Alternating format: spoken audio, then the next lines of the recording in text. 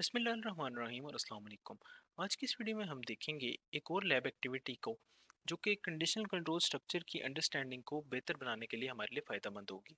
तो हम शुरू कर लेते हैं। तो सवाल जो है वो ये दिया गया है कि write a program that reads two numbers and prints the larger. ठीक है, तो करना क्या है कि आपके प्रोग्राम ने जब मैं हमेशा ही कहता हूँ कि आप जब सवाल पढ़ें तो उसी में आपको सारे हिंट्स मिल जाएंगे कि आपका कोड करता क्या है। तो कह रहे हैं कि भाई सबसे पहले वो कहते हैं दैट रीड्स टू नंबर्स। ठीक है, ये वाली लाइन पढ़ के मुझे पता लग रहा है कि दो वेरिएबल्स होंगे टू नंबर से। तो n1 n2 के नाम से हम सपोज वेरिएबल्स बना लेंगे। रीड्स टू नंबर से ये पता चल रहा है कि यूज़र इनपुट होगा, तो स्कैनफ जो है ना वो इन्वॉल्व होगी यहाँ पे कि हम उससे यूज़र को कहेंगे कि दो नंबर्स एंटर करे। एंड प्रिंट्स द लार्जर, तो प्रिंट्स से मुझे पता चल रहा है कि भाई प्रिंट एफ की स्टेटमेंट भी इस कोड में इन्वॉल्व होगी क्योंकि वो कुछ ना कुछ प्रिंट भी हम कराना चाह रहे हैं। और प्रिंट्स द लार्जर से पता ये लग रहा है कि भाई दोनों में से जो लार्जर नंबर है वो हमने प्रिंट कराना है। ठीक है, अब यहाँ पे अगर आप थोड़ा सा सोचें, अब डायरेक्टली इसमें इफ वगैरह का जो कीवर्ड है वो तो नहीं आ रहा, तो इस पे बंदे को थोड़ी सी कंफ्यूजन हो जाती है कि शायद पता नहीं इफ स्टेटमेंट से ही रहा होगा या किसी और तरीके से करना है। तो आप खुद सोचें कि भाई अगर आप इसको उर्दू में अपने जहन में सोचें कि क्या कह रहा है, तो ये कह रहा है, अगर मैं इसी सवाल को उर्दू में कहूँ तो कहता है कि भाई आपने एक प्रोग्राम बनाना है जो दो नंबर इनपुट लेता है और उनमें से बड़े वाले नंबर को प्रिंट कर देता है। ठीक है, अब उनमें से बड़े वाले नंबर को अगर आपने प्रिंट करना है तो कैसे हो सकता है, अगर आप थोड़ा सोचें इसका सोल्यूशन क्या होगा, तो जेन में आता है कि यार अगर जो है वो नंबर एक पहला वाला नंबर दूसरे से बड़ा हो तो हम पहले वाले को बड़ा कर देंगे, और अगर दूसरा वाला नंबर पहले वाले से बड़ा हो तो हम दूसरे वाले को प्रिंट कर देंगे। अब देखिए, जब मैंने ये स्टेटमेंट्स कही हैं तो मैंने दो दफ़ा यहाँ पे एक लफ्ज़ यूज़ किया है कि अगर जो है वो पहले वाला नंबर दूसरे वाले से बड़ा हो तो ये करेंगे, अगर जो है दूसरा वाला नंबर पहले वाले से बड़ा हो तो ये करेंगे। अगर जो है जब भी आ जाती है ना किसी बात में, तो इफ़ की स्टेटमेंट आ जाती है वहाँ पे। तो अब जो है ना हमें ये समझ आ गई कि भाई हमारे कोड में एक समरी सी उसकी ये होगी कि सबसे पहले दो नंबर्स रीड करेगा, उनमें से देखेगा कि कौन सा नंबर बड़ा है इफ़ की स्टेटमेंट से चेक करते हुए, और डिपेंडिंग अपॉन द रिजल्ट वो एक स्टेटमेंट प्रिंट करा देगा। तो जैसे कि हम पहले भी करते होते हैं, हम उसी तरह इस सवाल को भी जो है ना वो लेके चलेंगे कि हम सबसे पहले इसका एल्गोरिदम लिखेंगे और उसके बाद हम कोड पे जाएंगे। और आप लोगों को भी मैं यही रिकमेंड करूंगा कि आप भी इस तरह पहले एक एल्गोरिदम रफ पे लिखें, उसके बाद कोड पे जाएं, ताकि आपके लिए कोड लिखना आसान हो, कोई गलती ना हो कोड में। तो शुरू कर लेते हैं। तो सबसे पहले हमने क्या करना होता है कि हमने देखना होता है कि हमारे कोड में कोई भी अगर लाइब्रेरीज इंक्लूड होनी है तो आप वो लाइब्रेरीज सोच लें कि कौन कौन सी इंक्लूड होंगी। तो हमारे वाले कोड में देखिए प्रिंट एफ स्कैन एफ हमने कहा था भी यूज़ होगा। उसके लिए हमें ये पता है कि भाई हमें सिर्फ stdio.h की लाइब्रेरी चाहिए, इसके अलावा फ़िलहाल हमें कोई लाइब्रेरी नहीं चाहिए। नेक्स्ट जो है हमें पता है कि हमने मेन का फंक्शन इंक्लूड बनाना होता है, ताकि मेन के फंक्शन बना के फिर हमें कोड का एक एंट्री पॉइंट हमें पता चलता है कि भाई कोड यहाँ से एंटर होगा। कोड को जब मेन का एंट्री पॉइंट मिल गया तो उसको दूसरी चीज़ हम ये कहते होते हैं कि हमने ये बताना होता है कि भाई कौन कौन से वेरिएबल्स जो है ना इस कोड में यूज़ होंगे। तो इस कोड में, अब इस वाले कोड में अगर हम सोचें तो दो नंबर्स हमने इनपुट लेने हैं तो दो वेरिएबल्स बनाने पड़ेंगे। उन दोनों वेरिएबल्स को हम बना लेते हैं n1 और n2 के नाम से। आप अगर चाहें तो आप कुछ और भी बना सकते हैं वेरिएबल का नाम, आप v1 v2 बना सकते हैं, वेरिएबल वन वेरिएबल टू बना सकते हैं, जो आपका दिल करे। लेकिन फिर आगे भी कोड में आप उसी तरह की जो पहले नाम यूज़ करेंगे उन्हीं के बेसिस पे आप कंडीशंस भी लगाएंगे, प्रिंट भी करेंगे, वो सारे चेंजेस होंगे। नेक्स्ट अब चले जाते हैं कि भाई अब आपने यूज़र से इनपुट लेना है। तो यूज़र से जब आपने इनपुट लेना है तो आप कुछ ना कुछ प्रिंट करवाएंगे उसके पास इनपुट के लिए कि भाई प्लीज़ एंटर अ नंबर, या इस किस्म की कोई स्टेटमेंट जिसकी बेसिस पे वो पढ़ के उसको एंटर करेगा। उसके लिए प्रिंट एफ आपने दे दिया। नेक्स्ट आपने क्या करना है कि भाई जब यूज़र से इनपुट आ गया तो आपने अब वो कोई ना कोई नंबर एंटर करेगा ना, वो नंबर जो है ना आपने फिर स्कैन एफ की स्टेटमेंट लिखी होगी आगे, वो वाली स्टेटमेंट जो है यूज़र के इनपुट को जो है वो पढ़ लेगी और आपके पास जो है ना वो कोई ना कोई जो है इनपुट थी वो वेरिएबल के अंदर जाके स्टोर हो जाएगी। ठीक है, अब वो वेरिएबल के अंदर उन दोनों वेरिएबल्स में मतलब कि n1 में और n2 में वो दोनों वैल्यूज आ गई। अब आपने कंडीशनल स्टेटमेंट लगानी है, वो चेक लगाना है जो कि आपको ये बताएगा कि भाई इनमें से बड़ा नंबर कौन सा है। तो आप लिखते हैं और चेक देखते हैं कि किस किस्म का चेक हमें बनाना पड़ेगा। तो एक इफ़ की कंडीशन अगर हम ये लगाएं कि if n1 is greater than n2, तो ये क्या कर रहा है, तो ये कर रहा है कि ये कह रहा है कि भाई अगर जो है वो n1 की वैल्यू n2 से बड़ी हो। ठीक है, अब इन दिस केस अगर n1 की वैल्यू n2 से बड़ी हो तो इसका मतलब है कि n1 बड़ा है। तो हम इस केस में जो है ना फिर एक प्रिंट एफ की स्टेटमेंट लिख देते हैं, और हम लिख देते हैं कि भाई, और इसमें हम कुछ टेक्स्ट लिख देंगे और इधर लिख देंगे कि भाई जो n1 है ना इज़ ग्रेटर देन या इज़ लार्जर देन, आप लिख सकते हैं जो भी आप चाहें, और इस जगह पे हमने n2 लिख देंगे। तो पहले हम n1 लिखते हैं और फिर n2। तो n1 की जो वैल्यू है वो बेसिकली इस वाली परसेंटेज डी में आएगी और n2 की यहाँ पे। तो लिखा आ जाएगा बेसिकली n1 में जो वैल्यू है that is greater than n2, और यही कंडीशन भी कह रही है। और अगर ये कंडीशन जो है ना फॉल्स हो जाए, इन दैट केस हमने साथ ही हम एक एल्स की स्टेटमेंट भी लगा देते हैं कि भाई अगर ये कंडीशन फॉल्स हो जाएगी ना, तो उसका मतलब ये होगा कि अभी जो है वो n1 बड़ा नहीं है बल्कि n2 बड़ा है। तो यहाँ पे जो टेक्स्ट है वो तो वैसे ही आ जाएगा जैसे वहाँ पे ऊपर आपने लिखा हुआ है, ठीक है, लेकिन फ़र्क सिर्फ इतना होगा कि उसके बाद आपने पहले n1 n2 लिखा हुआ था ना, अब आप n2 n1 लिख दें तो होगा ये कि अब n2 में जो वैल्यू है वो इस वाले परसेंटेज डी में चली जाएगी और n1 में वैल्यू इस वाले में चली जाएगी। तो हो ये जाएगा कि भाई अब जो n2 के अंदर वैल्यू है वो बड़ी है। तो डेफिनेटली ऐसे है कि अगर ये कंडीशन ट्रू है तो फिर तो n1 वाली वैल्यू बड़ी है, और अगर ये कंडीशन जो है वो फॉल्स है तो फिर जो है ना n2 वाली वैल्यू बड़ी है। इस वाले का अब हम ना कोड में जाते हैं और कोड में जाके ना हम इसको कोड अब लिख लेते हैं, ठीक है। तो अब कोड की तरफ आ जाएं तो सबसे पहला काम हमने यहाँ पे क्या करना था कि हमने लाइब्रेरी इंक्लूड करानी थी। उसके लिए आप लिखेंगे हैश इंक्लूड stdio.h, ठीक है। नेक्स्ट काम आपने करना था कि मेन का फंक्शन बनाना था, तो आपने लिखा void main और मेन का फंक्शन बन गया। नेक्स्ट आपने ये करना था कि आपने वेरिएबल्स डिक्लेयर कराने थे, तो हमने कहा था हम दो वेरिएबल्स डिक्लेयर कराएंगे n1 और n2, तो दो वेरिएबल्स डिक्लेयर करवा दिए।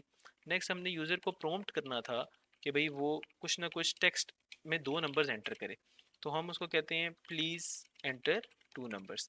लेकिन यहाँ पे हमें साथ ये भी बताना पड़ेगा कि भाई किस तरीके से वो दो नंबर्स एंटर करे, क्या वो स्पेस दे के उनको एंटर करे, क्या वो कॉमा दे के उनको एंटर करे।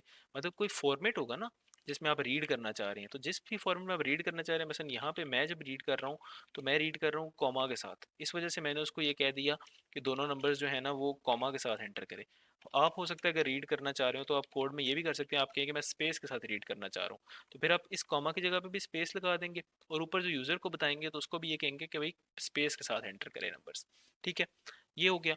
अब जब ये काम आपने कर लिया तो आपके पास दो n1 और n2 में वैल्यूज़ आ गई। अब आपने बस कंपेयर करना है, तो आप इफ़ की कंडीशन लगाएं और इफ़ की कंडीशन में लिखेंगे कि अगर n1 जो है वो n2 से बड़ा हो तो आपने क्या करना है। तो उस केस में आप ये कहना चाह रहे थे कि आपने कहा था कि अगर n1 n2 से बड़ा है तो हम लिखवा देंगे कि n1 इज़ ग्रेटर देन और n2 के अंदर जो वैल्यू है, ठीक है। और पहले में n2 n1 आ जाएगा और दूसरी जगह पे n2 आ जाएगा। जबकि एल्स के केस में एल्स सब रन होगा कि अगर ऊपर वाली कंडीशन जो है फॉल्स होगी। अब एल्स तो जब रन हो रहा है और ऊपर वाली कंडीशन फॉल्स होगी है, इसका मतलब ये है कि n2 के अंदर जो वैल्यू है वो बड़ी है, तो इसलिए n2 अब पहले आ जाएगा और n1 जो है वो बाद में चला जाएगा। ये जो पहले और बाद वाली स्टोरी है ये भी मेरे ख्याल में आपको समझ आ रही होगी। वो यही है कि प्रिंट एफ में जो भी चीज़ पहले लिखा होता है ना परसेंटेज डी, तो उसके अंदर पहले वाले वेरिएबल की वैल्यू जाती है, और जो बाद में लिखा होता है ना उसके अंदर दूसरे वाले वेरिएबल की वैल्यू जाती है। तो जब हम ये कहना चाह रहे हैं कि n1 सपोज बड़ा है, तो हमने यहाँ पे ये देखें इस वाले में n1 यहाँ पे लिखवाना था कि n1 is greater than n2 था ना, तो हम यहाँ पे लिखवा रहे हैं कि n1 इज ग्रेटर देन और n2 में जो वैल्यू है वो यहाँ आ गई। अगर ये फॉल्स है तो हम इधर ये लिखवाएंगे कि n2 है, इसलिए ये वाली देखें आप कंडीशन, तो इसमें अब इधर जो n2 पहले लिखा है ना तो n2 इधर आ जाएगा और n1 बाद में लिखा है तो n1 यहाँ आ जाएगा, ठीक है। अब हम इसको रन करते हैं और रन करके देखते हैं कि क्या हमारी जो एक्सपेक्टेड आउटपुट है वो हमें मिल भी रही है या नहीं मिल रही, ठीक है। तो मैं फिर 11 प्रेस कर रहा हूँ अपने कीबोर्ड पे, उसके बाद अब मैं दो नंबर्स एंटर करता हूँ सेपरेटेड बाय कॉमा। तो मैं एक 58 एंटर कर देता हूँ और 30 एंटर कर देता हूँ।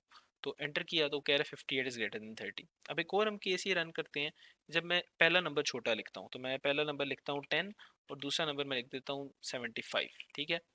तो कह रहा है कि 75 इज़ ग्रेटर देन 10, तो दोनों केस सही हैं। अब ये देखें कि कोड एग्जीक्यूट कैसे हुआ। तो सबसे पहले ये हुआ कि हमारा कोड इस लाइन के ऊपर आया और उसने देखा कि लाइब्रेरी इंक्लूड करानी थी, उसने लाइब्रेरी इंक्लूड कराई stdio.h की।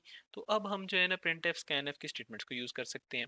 फिर वो नेक्स्ट लाइन में आया और मेन का फंक्शन उसने डिक्लेयर करा दिया। जब उसने मेन का फंक्शन डिक्लेयर कराया है तो उसको अब एक कोड का एंट्री पॉइंट मिल गया कि कोड ने हमेशा अब यहाँ से शुरू होना है, ठीक है। तो अभी इंट पहली वाली लाइन पे आएगा मेन की, उसके अंदर पहली वाली लाइन पे दो वेरिएबल n1 और n2 के नाम से डिक्लेयर हो रहे हैं, तो उसने दोनों वेरिएबल्स डिक्लेयर कर दिए।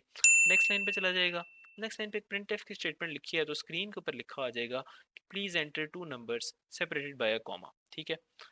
नेक्स्ट उससे लाइन पे आएगा, अब जो यूज़र है इस टाइम के ऊपर वो दो नंबर्स विद कॉमा एंटर कर चुका है, तो स्कैन एफ की स्टेटमेंट उसके फॉर्मेट को पढ़ लेगी कि कॉमा से पहले वाला नंबर उसने n1 में स्टोर करना है, कॉमा के बाद वाला नंबर उसने n2 में स्टोर करना है, तो ये दोनों को कर देगी। अब n1 और n2 में कुछ वैल्यूज़ आ गई हैं, तो अब हम कंडीशन लगा सकते हैं। तो हमने इफ़ की कंडीशन लगाई और हमने कहा कि अगर n1 की वैल्यू n2 से बड़ी हो तो हम ये प्रिंट करा देंगे कि n1 के अंदर जो वैल्यू स्टोर्ड है, मसलन सपोज इसमें 50 स्टोर्ड था तो इधर आ जाएगा 50 इज ग्रेटर देन, और n2 में सपोज वैल्यू 10 स्टोर्ड थी, 50 इज ग्रेटर देन 10 आ गया।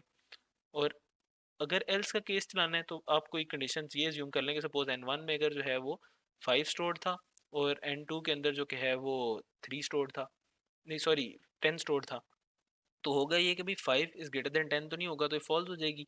फिर वो एल्स के केस में आ जाएगा और इधर लिखा आ जाएगा कि भाई 10 मतलब कि N2 के अंदर जो वैल्यू है that is 10 is greater than N1 के अंदर जो वैल्यू दैट इज 5। अब यहाँ पे जो बात आपको समझने की ज़रूरत है कि इधर जब जब भी ये कंडीशन चेक हो रही है ना, जब इसके चेक के बाद ना वो डिसाइड करता है कि क्या उसने ये स्टेटमेंट रन करनी है या ये स्टेटमेंट, कभी भी उसको दोनों चेक करने की ज़रूरत नहीं पड़ती। तो एक कंडीशन है ये, इसकी बेसिस के ऊपर डिसाइड होता है कि क्या प्रिंट एफ ये वाला चलेगा जो इफ़ में लिखा हुआ है या ये वाला चलेगा जो एल्स में लिखा है। तो अगर ये ट्रू है तो ये चल जाता है और वो एल्स को बिल्कुल चेक नहीं करता, कोड इधर आगे आ जाता है। और अगर ये फॉल्स है तो वो इस सारे को स्किप कर देता है और डायरेक्टली एल्स वाली स्टेटमेंट को जाके रन करवा देता है।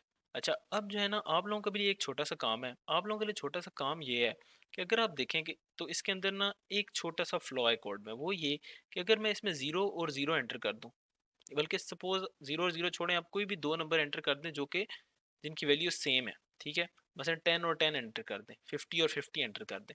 अब उस केस में क्या होगा कि वो लिखा आ जाएगा 50 इज़ ग्रेटर देन 50। वो क्यों? क्योंकि पहले ये कंडीशन चेक होगी तो क्या चेक करेगा क्या 50 50 से बड़ा है, मतलब सेम नंबर है ना, तो वो बड़ा तो नहीं है, नंबर अपने आप से बड़ा तो नहीं है, बराबर है असल में।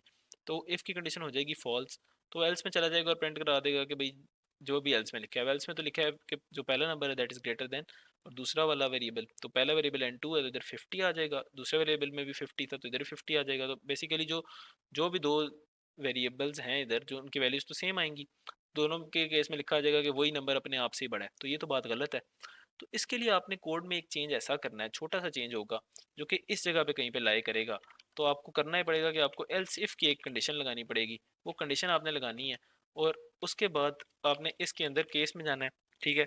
दो काम आपके ये हैं कि आपने एक तो बताना है कि वो कंडीशन क्या होगी, ठीक है। तो वो कंडीशन चलनी तब चाहिए कि जब वो दोनों नंबर्स आपस में बराबर हों, N1 और N2 बराबर हों, तो वो कंडीशन चलनी चाहिए। तो उसके लिए आप इधर कंडीशन लगाएं और फिर आप यहाँ पे प्रिंट करवाएं कि दोनों नंबर जो हैं वो आपस में बराबर हैं।